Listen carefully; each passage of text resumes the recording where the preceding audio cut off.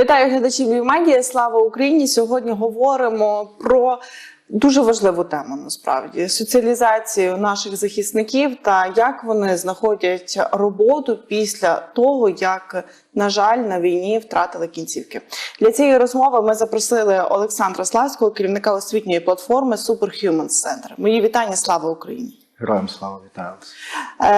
Пане Олександре, якщо можете сказати, то назвіть, будь ласка, кількість, скільки наших захисників Superhumans отримали кінцівки, протези? Загалом в потребуючих протезування більш ніж 30 тисяч. В Україні чи в Україні? В Україні. В черзі в Superhumans понад 1000 людей. Понад 300, не пам'ятаю точно цифру, але там десь 350 людей, що запротезовані в Superhumans центрі. Це люди, не кількість протезів, тому що ми часто беремось за складні випадки, де подвійна, а навіть і потрійна ампутація, тож це нам 2-3 протези, які отримала людина. Вартість – це дуже індивідуально, напевно, і підхід до протезування. Ми працюємо з такими перевіреними виробниками, як АТБО, Косур. Це прям надійні, перевірені роками виробники. І вартість протез там коливається від, здається, 12 або 15 тисяч доларів до, чи євро до там якихось десятків або сотень, якщо це потрійна ампутація. Одначе Superhumans Center – це благодійна організація. Наші пацієнти взагалі нічого ніколи не платять і ніяк не приймають участь в фінансуванні Superhumans Center. Так само, як і держава, ми існуємо повністю за рахунок благодійних внесків, за рахунок пожертв і різноманітних партнерств з бізнесом. Пане Олександре, як військовослужбовець може потрапити на реабілітацію в Superhumans Center? Як процедура? Все доволі просто. Військовослужбовець або його родич заповнює форму на сайті superhumans.com і з ним зв'язується, там доволі детальна форма. Тож, якщо військовослужбовець або хтось з ваших телеглядачів хоче заповнити таку форму, відкрийте, передивіться, які питання, там є і медичні питання, доволі складні, тобто не те, що там ім'я і прізвище. Заповнюється форма, наша мультидисциплінарна команда розглядає і комунікують з цим пацієнтом прям дуже швидко. Superhumans Центр знаходиться у Львівській області чи у Львові? У Львові. Якщо я так не хотіла деталізувати насправді, так, але я уточнюю запитання, тому що чи може військовослужбовець, який прописаний і мешкає там, наприклад, в будь-якій області звернутися? В будь-якій області. Не більше 20% наших пацієнтів – це мешканці Львівської області. Більшість наших пацієнтів – це мешканці Львівської, Київської, здається, Харківської областей.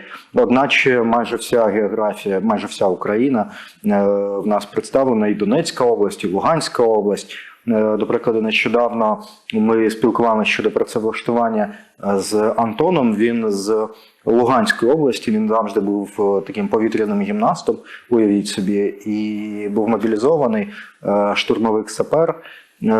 І він втратив ногу на війні, і зараз ми шукаємо йому роботу. І, як виявилось, доволі багато, навіть не те що професійних, міжнародних труп готові його залучити в свої постановки, аби демонструвати в тому числі таку стійкість українців в цих питаннях.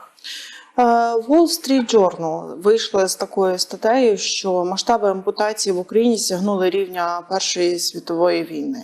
А американець Майкл Крокан, співзасновник клініки, де також проходять реабілітацію захисники України, сказав в інтерв'ю виданню Sky News, що число бійців з ампутації в Україні мінімум у 10 разів вище, ніж за 20 років американців в Іраку та Афганістані разом узятих. Це насправді велика кількість. Ця кількість настільки вражаюча, що навіть якщо зібрати протезистів з усієї Європи і США і Ізраїля, як країн, де там більш-менш цивілізованих, в більшості, так, то навіть всі ці протезисти не зможуть дуже швидко запротезувати всіх потребуючих в Україні. Тобто кількість потребуючих, вона величезна. Ніхто ніколи в світі не готувався до конвенційної війни такої інтенсивності, такого масштабу, і це в голову лише хворому дідугану з Росії прийшла в голову ідея взагалі влаштовувати таке в 21 сторіччі, бо ви ж бачите, як Європа реагує, в більшості люди не готові. Так само і не готові були протезні підприємства, протезисти, реабілітаційні центри до такої кількості і до такої якості травм. Тому що це ампутації. Бо до цього Європа і Америка в більшості ампутацій були внаслідок або ДТП, або внаслідок якихось професійних виробничих травм. Але більшість це були все одно пов'язані з віком і пов'язані з захворюванням. І це було доволі виробнича травма, наприклад, на підприємстві отримали протягом короткого часу можна отримати якісну медичну допомогу. Тут на полі бою, згадаємо, умови, яких жили і захищали оборонці Азовсталі, це не завжди навіть можна було знайти цей турнікет. Так, абсолютно. Я нещодавно, ми виписали, Superhuman Center виписав Олега, він історик релігії зі Львова. Він навчався в Ватикані, знає 4 мови, унікальна людина. І він розповідав свій власний досвід, який він сам собі наклав турнікет, як дуже довго чекав евакуації, бо весь цей район перебував під обстрілами, як його несли. Тобто, і це реально не ті умови, в яких до цього отримували травми в світі. І ті підходи, які застосовуються до евакуації медичної допомоги в Європі, США і Ізраїлі, вони за рахунок меншої інтенсивності боїв, вони просто швидше відвозять до шпиталів, і тому і ампутації менше і так далі. Те, що відбувається в Україні, це і жахливо, і унікально, тому якось використати напряму іноземний досвід нам доволі важко. А скільки часу потрібно приблизно чекати на протез? В нас людина від поступлення до протезування проходить 5, максимум 7 днів. Тобто... Інколи, навіть якщо це ампутації нижніх кінцівок нижче коліна, то це буквально 2-3 дні людина з протезом, але це не означає, що ми її вже виписуємо. Чим відрізняється Superhuman Center від більшості інших подібних організацій, тим, що в нас працює мультидисциплінарна команда, яка вона збирається і розглядає кожен випадок окремо. Це означає, що в цій команді є і протезист, і лікар ФРМ, і фізтерапевти, і психологи, і фахівець соціальної роботи, які ведуть пацієнта навіть після того, як він виписався від нас. Це означає, що людина, яка поступила до нас, доволі швидко протезується, потім реабілітується декілька тижнів, а потім ще проходить з нами довгий шлях повернення до цивільного життя. І інколи це буквально місяці, півроку, рік. Це, до речі, одна з таких великих проблем. Ось ці ВЛК, МСЕК, і це доволі важка процедура. Це доволі... Ви маєте на увазі звільнення зі служби? Людина від протезування і реабілітації, від виписки в нас до звільнення інколи проходить 9 місяців. Це прям дуже тривалий процес. Весь цей час людина в підвішеному стані, вона не дуже розуміє, що буде відбуватись далі, чи буде вона змушена поїхати кудись, на якісь комісії і так далі. І лише таке повноцінне повернення до цивільного життя, це через півроку, через рік людина починає про це задумуватись, наш пацієнт. Тим не менше, десь третина наших пацієнтів повертається до активної бойової військової служби. Так. прям самі хочуть, повертаються десь третина, 33-37%, повертаються до активної військової служби, і навіть штурмові підрозділи, і навіть присилають нам відео штурмів на протезі вже. Тож ми можемо відслідковувати такі речі. До речі, це доволі великий стимул. Я вибачаюсь, ви мене перериваєте, якщо що. Я можу розповідати це, поговорити про це там якимись годинами. Те, що стимулює найбільше людину, це мрія або чим він хоче займатися в подальшому. І коли ми виявляємо цю мрію, інколи це повернення до свого підрозділу або до служби в армії. Інколи це там чоловіки називають причиною: я хочу гуляти зі своєю дитиною там в парку. Інколи це якісь доволі банальні речі. Да? Якщо подивитись сторіс Superhuman Center, там нещодавно ми публікували, як людина готує там якісь в стрічці в Фейсбуці, якісь солодощі. У нас і про це прям мрія. шматочок відео, де наш військовослужбовець, ветеран з протезом готує м'ясо. Ми зараз вам його покажемо. Володимире, що ми готуємо сьогодні? М'ясо по-українськи.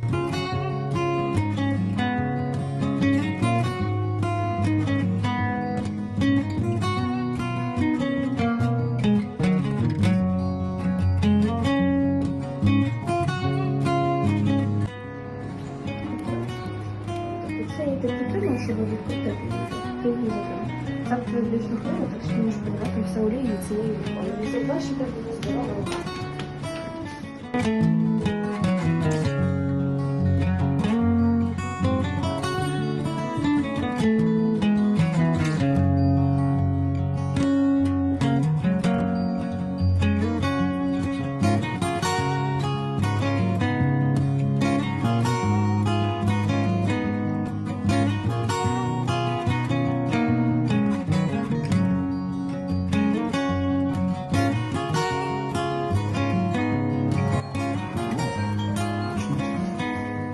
Звертайтесь, це дуже смачно. Це наш шеф-кухар Superhuman. Це, я так розумію, вже процес втілення, що називається, і мрії, і соціалізації. Так, ми виявляємо цю мрію, ми починаємо працювати над нею більше, підкріплюючи ці мрії, процес реабілітації, тоді людина рухається значно швидше. Коли вона розуміє, що ось зараз не просто видадуть протез і відправлять, а ось зараз я зможу взяти, там, отримати протез, а потім навчитись його використовувати таким чином, щоб бігати з сином в футбол. Для більшості наших пацієнтів ці мрії прям рвуть буквально все, і вони починають рухатись дуже швидко в реабілітації. Коли ми говоримо в цій студії з військовослужбовцями, виникає це питання, а що буде після? Після повернення з фронту, особливо після поранення. Тому що, на жаль, наше суспільство не до кінця адаптоване до співпраці, до спільного життя разом з людьми з інвалідністю. Зараз, коли я озвучувала цифри, порівняння статистики з Першою світовою війною, з кількістю бійців з ампутацією порівняно з американцями, які воювали в Іраку та в Афганістані, це велика кількість людей. І очевидно, що знайти роботу людині з протезом на руці чи на нозі – це доволі складний процес. Як ви тут допомагаєте? Тому що це доволі цікаво, насправді, як знайшли підхід і як роботодавці йдуть на співпрацю. Декілька наших таких інсайтів. Перше, ветерани зовсім не говорять і не хочуть використовувати слово інвалід або інвалідність відносно себе. Це ветерани, які втратили кінцівки, але не втратили гідності і не стали інвалідами. Вони повноцінні, звичайно, вони отримують якийсь статус формальний, якісь, можливо, виплати або соціальні гарантії, льготи і так далі. Але вони не відчувають себе в більшості людьми з інвалідністю. Саме тому ми називаємо Superhumans, а не Invalid Humans, тому що ми робимо суперлюдей. І ці суперлюди надзвичайно запитувані на ринку праці, насправді. Але тут є інший процес. Виявляється, що в більшості не готові саме роботодавці і суспільство до вимог ветеранів. Я не кажу про спеціальну адаптацію робочого місця, я кажу про, по-перше, сприйняття роботодавцем суперлюдей або ветеранів як людей з надзвичайними скілами і навиками, які вони повторити в цивільному житті неможливо. Так? І ці скіли і навики можна використовувати дуже потужно. Уявіть, що людина, яка керувала невеличким підрозділом, якоюсь взводом або ротою солдат, і могла там підтримувати їх бойовий дух, а інколи настільки підтримувати, щоб підійматися і йти на штурм. Уявіть, наскільки добре він може командувати там невеличким лінійним підрозділом будь-якої спрямованості. Бо ми там, а це дуже важливий скіл. Коли я кажу, ми нещодавно зібрали агрокомпанії і почали з ними говорити на тему «Давайте працевлаштовувати ветеранів». І там були ветерани з нами. І агрокомпанії кажуть, ну там нам потрібні механізатори, це люди, які керують комбайнами. Типу, десь півроку, 9 місяців людина буде готова. І ветеран каже, слухайте, я навчився керувати кразом, я керував там БМП, я керував там американськими якимись машинами. Ви думаєте, я на комбайні буду вчитись півроку? Ви дуже смішні. Я можу вас ще повчити, як керувати різними засобами, транспортними засобами. Я до того, що це дуже швидко адаптуючись, люди дуже швидко адаптуються, часто вони мають неймовірні скіли. Тим не менше, ми пропонуємо роботодавцям змінюватись безпосередньо їм. По-перше, робити системи доступності і мобільності, і це не лише про ветеранів, це і про людей з іншими причинами отримання інвалідності, це і для інших маломобільних груп населення, там, наприклад, матері з дітьми, незрячі і так далі.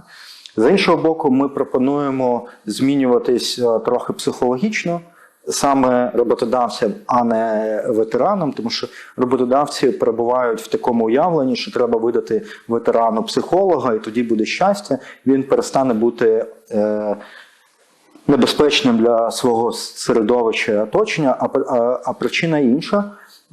Скоріше тут треба адаптуватись роботодавцю, тому що ветерани, коли повертаються, вони частіше за все, ми це бачимо в спілкуванні, вони очікують більше соціальної відповідальності від роботодавців, вони не хочуть йти до роботодавців, які не підтримують армію, тому що для них це прям неймовірно важливо. Якщо їх робота буде пов'язана з підтримкою армії, ЗСУ, або тим більше їх підрозділу, вони значно охотніше туди йдуть працювати, тому вони часто йдуть працювати, збирати дрони в якісь волонтерські організації, тому що вони можуть продовжити свою таку службу і допомогу своєму підрозділу або співучасть з своїм підрозділом. Друге, вони дуже не люблять, коли їх жаліють. Частіше за все, що таке жалість? Це фактично інвалідизація ветерана, сказати, нагадати йому зайвий раз, що він щось не може, що він якийсь неповносправний, або щось таке. Не робіть таких речей. Якщо ви роботодавець, будь ласка, поводьтесь з гідністю, а краще запитайте самого ветерана і поговоріть з ним, як йому буде комфортно, аби з ним спілкувались. Що цілком логічно, так треба робити з кожною людиною, але давайте почнемо з ветеранів. І далі ми допомагаємо ветеранам писати резюме і подаватись на вакансії. Наразі ми маємо більш ніж 230 вакансій. Це більше вакансій, ніж людей, які прагнуть потрапити на ці вакансії, скажу правду. А що це за вакансії? Дуже різні. Від водіїв і поварів. Про повара зараз розкажу. У нас є не ветеран, це цивільний, який попав під артилерійський, здається, обстріл і втратив кінцівку. До цього він був поваром. Зараз розкажу. Від якихось робітничих спеціальностей до керівних спеціальностей доволі часто військові підрозділи або волонтерські організації запитують в нас ветеранів для того, аби вони приходили туди на посади інструкторів, інколи на все, що пов'язано з дронами або з логістикою, тому що нам не потрібно якихось там таких безпосередньої участі. Так, з іншого боку, ветерани мають певні скіли і навички, які допомагають їм відчувати себе комфортно в військових підрозділах. Один з прикладів – це нещодавний, один з мережевих закладів, одна з мереж кафе, ресторанів взяла на роботу, це цивільний, який втратив одну з рук, і він почав готувати. І так співпало, що ця ж мережа годує, і прямо цей же заклад в цій мережі годує Superhuman Center пацієнтів, привозить кожного дня їжу туди. Тобто фактично наш пацієнт почав готувати для інших пацієнтів їжу. І навіть не маючи одної з кінцівок, він доволі вправно справляється на кухні, пройшов випробувальний термін і, здається, вже працює на повний робочий день. А ви обіцяли історію про кухаря. Це от вона була? Так, це кухар. Для мене неочікувано, що він потрапив буквально в той же ресторан, який готує для нас. Тобто фактично він готує для нас їжу. Ви сказали про те, що насправді вакансій на роботу більше, ніж охочих ветеранів. Це пов'язано з тим, що тривалий процес звільнення з військової служби, чи людина ще шукає себе? З чим це пов'язано? Дивіться, якщо взяти 100% наших пацієнтів, десь третина, 35-37% повертається свідомо до активної військової служби, тобто вони повертаються в армію і все. Ще якась частина повертається, лише 25-30% каже, що хоче повернутися до цивільного життя. Частина з них має місця роботи, на яких працювали до цього, і повертаються на них. Інша частина, загалом ми допомогли скласти 45 резюме і зараз активно шукаємо. Інколи це не типові запити, як повітряний гімнаст, якого Антон, якого я вже називав. Вони проходять процес звільнення зі служби, і це інколи доволі тривалий процес. Ще 20-25% наших пацієнтів, вони ще не визначились, чи хочуть повертатись на цивільне життя, чи вони зможуть влаштуватись залишитись в армії, але там перевестись на якусь іншу посаду. І вони себе ще шукають. Саме тому ми не припиняємо працювати з нашим пацієнтом в момент випуски з Superhuman Center, а продовжуємо ще стільки часу, скільки буде необхідно нашому пацієнту. Крім того, частина наших пацієнтів відкриває свій бізнес, і ми їм в цьому допомагаємо. Один з наших пацієнтів відкрив, причому, що саме цікаве, два наших пацієнта ось в грудні відкрили свій бізнес, і вони не хочуть її називати, бо один з них з такого дуже специфічного, спеціального підрозділу, а інший з окупованих територій і переїхав в Львівську область. Єдине, що в нього на окупованих територіях залишилась сім'я, і він боїться, що їм зроблять зле там, тому вони не дуже інколи публічні. Але один з них робить джерки, це таке сушено в'ялене м'ясо, я не знаю, чи ви таке пробували, неочікувано. І він відкрив цей бізнес маючи ампутації обох верхніх кінцівок, разом зі своєю дружиною і дітьми. І вони в тому, як вони це обговорювали, як відкриваються, вони прям щасливі. Ти бачиш на людину, ти бачиш її фотографії, як він про це розповідає, і це прям прекрасно. Інший відкрив таку овечу ферму і бринзу теж у Львівській області. А так в більшості то відкривають власну справу, якщо говорити так, можна відсоткове співвідношення, чи все-таки йдуть на роботу? Більшість йде на роботу, все ж таки. Частина йде, повертається на місця роботи, які в них були попередні, частина шукає себе наново. Декілька людей, там, 7, здається, 10 осіб пішли навчатись новій спеціальності. Десь 20 осіб знайшли роботу за нашою допомогою. А я нагадаю, що ми працюємо лише з квітня, повноцінно протезуємо лише з квітня минулого року. З квітня 23-го. Так. Я ще в 22-му просто. Тобто, ви кажете, десь 20 людей знайшли роботу? Трохи так. більше. Так.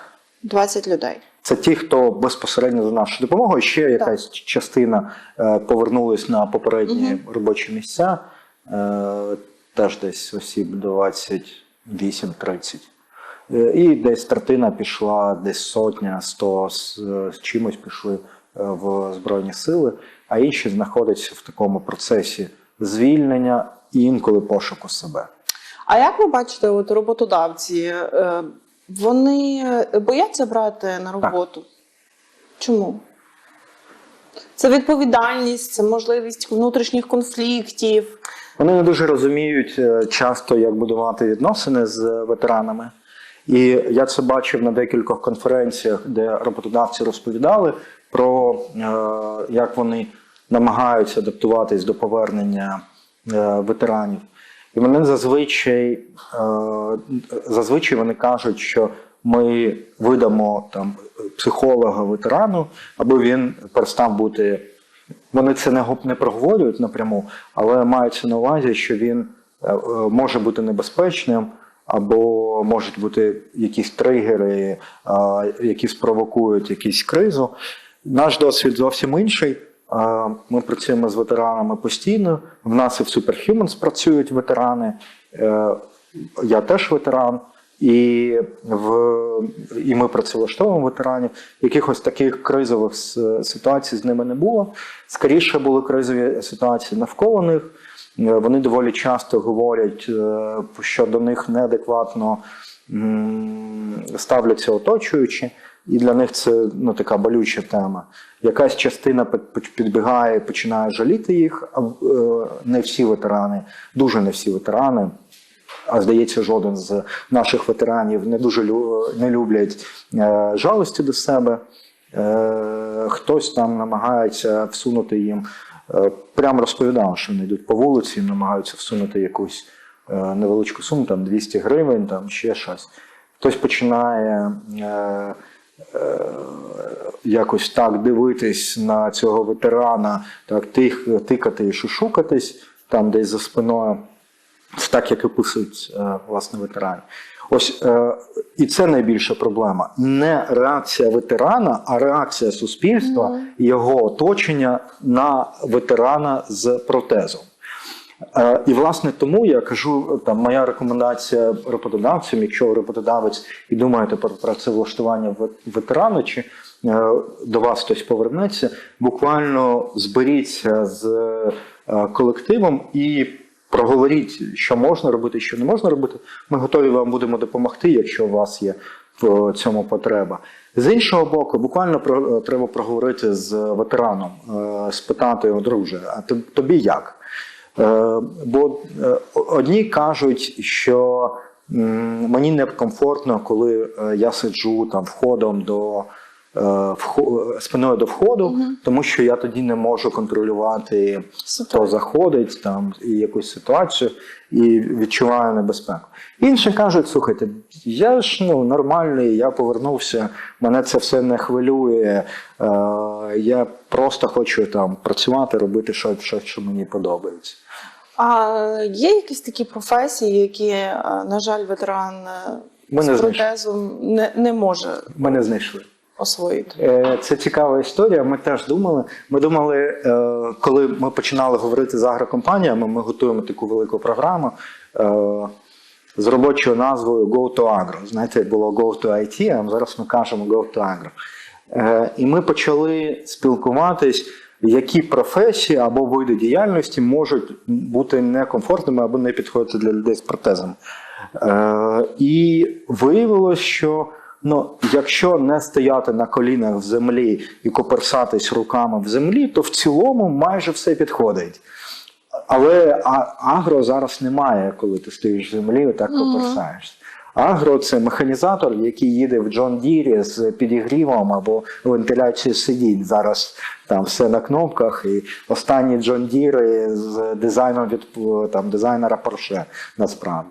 Агро – це якісь логісти, якісь не знаю, робітничі спеціальності. І ми не знайшли спеціальності, які не підходять точно для всіх ветеранів. Зокрема, майже всі наші водії – це люди з ампутаціями нижніх кінцівок. І вони абсолютно адекватно, прекрасно Superhumans, так. Абсолютно адекватно, прекрасно водять машини.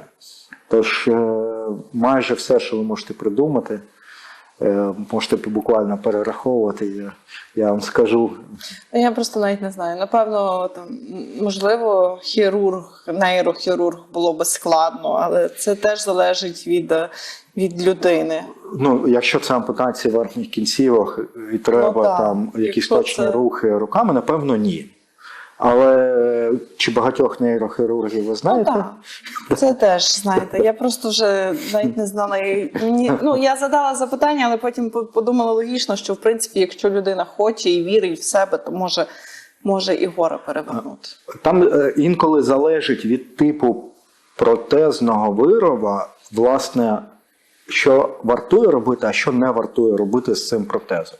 Наприклад, ми не рекомендуємо будь-які електронні девайси для людей, що повертаються на активну військову службу. Що електронні девайси потребують там зарядки, більш якісного догляду, які не завжди можна надати в місцях розташування, наприклад, на сході України. Тим не менше, люди з механічними протезами або там з доволі простими, не електронними протезами, вони абсолютно прекрасно навіть воюють, і стріляють, і бігають штурмовиками, так що буває дуже різно. Бо є оцей стереотип, зокрема серед цивільних, що електронні протези там не можна змочити, щоб вода потрапила, сніг. Сніг можна, але там купатись дійсно не з усіма протезами можна.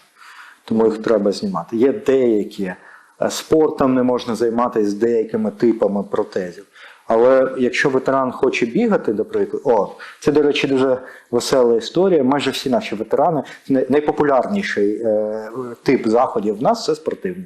Вони всі хочуть бігати, лазити по горах, ходити. І це прямо інколи, я думаю, боже, ми ходили на гору Маківка на 1 жовтня, на День Збройних сил України, і ми ходили на цей меморіал.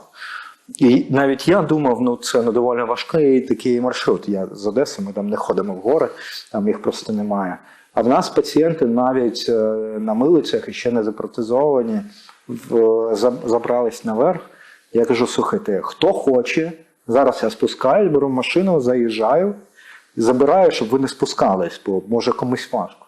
Тільки одна людина захотіла їхати з одної машини, всі інші пішли пішки і сказали, ні. Що ти про нас думаєш? Скажіть, будь ласка, насправді дуже активно почали говорити про протезування військових та їхню соціалізацію, очевидно, після повномасштабного вторгнення. Але факт залишається фактом, війна у нас триває задовго до 24 лютого. Чи може людина, військовослужбовець, ветеран, який отримав поранення, ампутацію до 24 лютого 2022 року, звернутися в Superhumans центр, і щоб ви йому допомогли і з протезом, і потім з соціалізацією? Можливо, він не знайшов себе за цей весь час. Окремо, в нас функція ось цієї соціалізації, допомога з роботою, допомога з мрією, вона поки працює лише для наших пацієнтів, для тих, хто, власне, протезується в нас.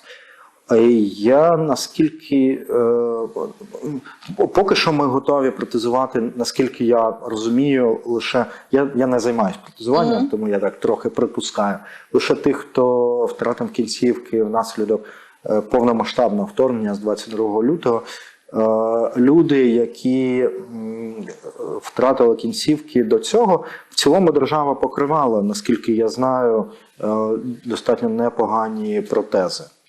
Тим не менше, ми зараз працюємо з людьми, що втратили кінцівки за останні майже вже 2 роки. Інших випадків я, наскільки пам'ятаю, в нас немає, хоча я не так, аби що всіх знаю. І я думаю, що це доволі справедливо, тому що і тут черга величезна, і тут ми не справляємо, тобто ми розширюємо постійно наші можливості, аби робити більше, тож поки обробляємо ці заявки. Я бачила, що Superhumans Центр буде робити і лицьову реконструкцію, це доволі складне. Мені здається, що це ще складніше, ніж протезування, тому що все-таки обличчя – це так, як сприймає тебе суспільство. Як, на вашу думку, чи буде потім простіше, чи навпаки, після лицьової реконструкції знайти роботу? Наскільки лице має значення? Давайте запитаюсь так. Бо це має неймовірне значення. Не лише лице, а й руки, і ноги. Одне з таких неочікуваних, ми постійно питаємо в пацієнтів, а що треба ще провести. І наприкінці літа ми проводили захід, який ми назвали для себе пляж з психологом. Тому що виявилося, що інколи нашим пацієнтам важко, коли вони їдуть в купе Укрзалізниці і треба лягти спати, треба зняти протез, провести певну процедуру, і їм незручно це робити про інших. Або коли вони йдуть на озеро, їм треба зняти протез, зайти в воду, а потім вийти, а людині складно приймати себе якимось іншим, ніж він себе пам'ятав все життя і до травми. Тим більше, що це пов'язано з рисами обличчя. Це така психологічна складність величезна, це дійсно так. І тут ми, як суспільство, маємо робити більше, маємо бути такими проактивними, маємо не просто створити умови для людей з протезами або ветеранів загалом, а постійно наголошувати, що, друзі, ми будемо щасливі, якщо ви прийдете до нас в компанію працювати, що ви прийдете до нас клієнтом, ми зробимо все, аби вам було зручно. Чому так? Бо не пацієнт, не ветеран має ходити і дивитись, де ж йому буде зручно, а як же йому це організувати так, аби йому це зробити. Здається, ветерани зробили для нас, нашої держави, вже надзвичайно багато. Тим більше ветерани, що отримали дуже складні травми. Тепер відповідальність на нас, на суспільстві, аби ми організували наше життя так, аби було зручно їм, передусім. І це, перш за все, стосується роботодавців, це стосується бізнесу, який хоче, аби ветерани до нього ходили. І це має бути такий рефлекс. Ми маємо не боятись комунікувати, що друзі ветерани, приходьте до нас, ми будемо вам щасливі. Проактивно запитувати і пропонувати. А який бізнес зараз ви бачите найактивніше готовий брати на роботу ветеранів? Ми доволі часто отримуємо запити від агрокомпаній, часто від IT-компаній, ресторани, кафе також доволі активно говорять про те, що вони б хотіли залучити ветеранів. Це залежить насправді від загальної економічної ситуації і бізнесу загалом.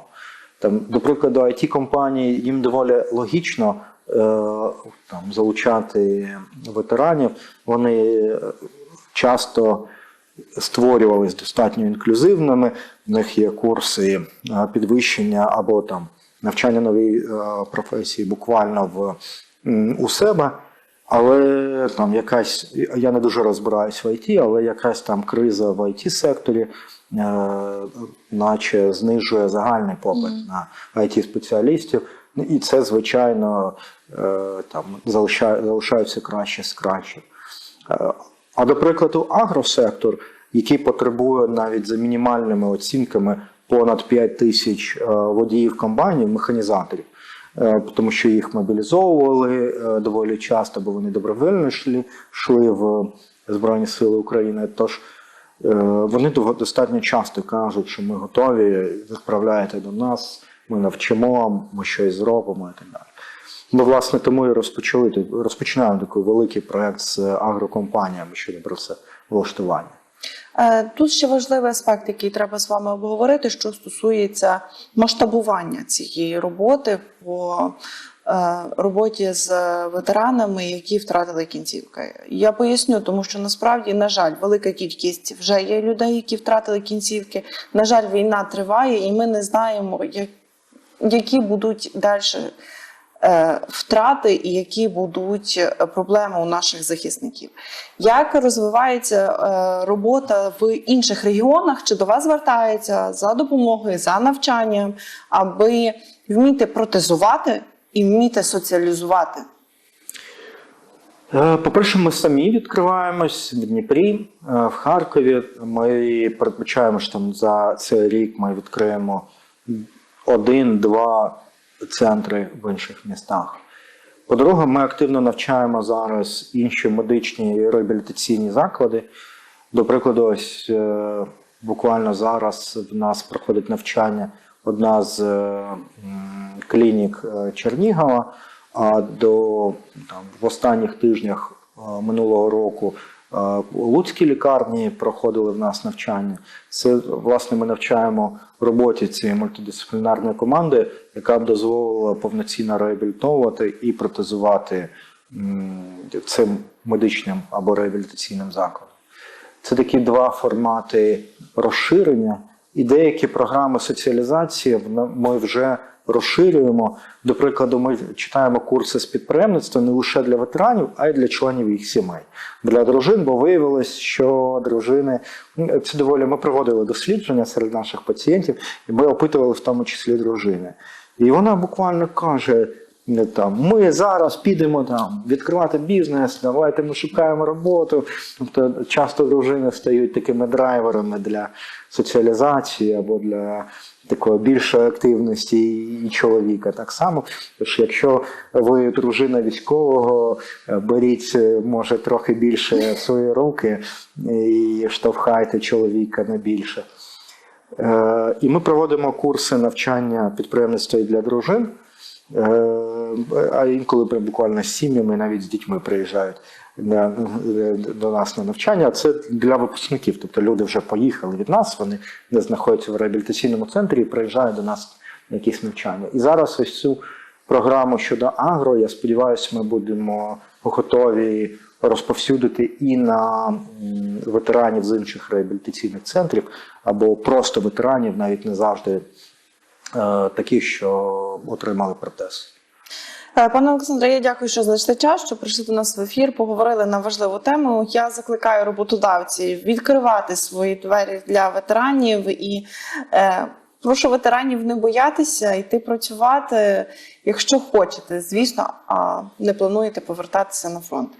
Дякуємо всім, що були з нами. Підписуйтесь, коментуйте та поширюйте це відео. Це важливо, аби цю інформацію почуло і дізналося якомога більше людей. Пане Олександре, дякую. Олександр Славський, керівник освітньої платформи Superhumans Center, був в ефірі Львів Медіа. Слава Україні! Героям слава! Дякую.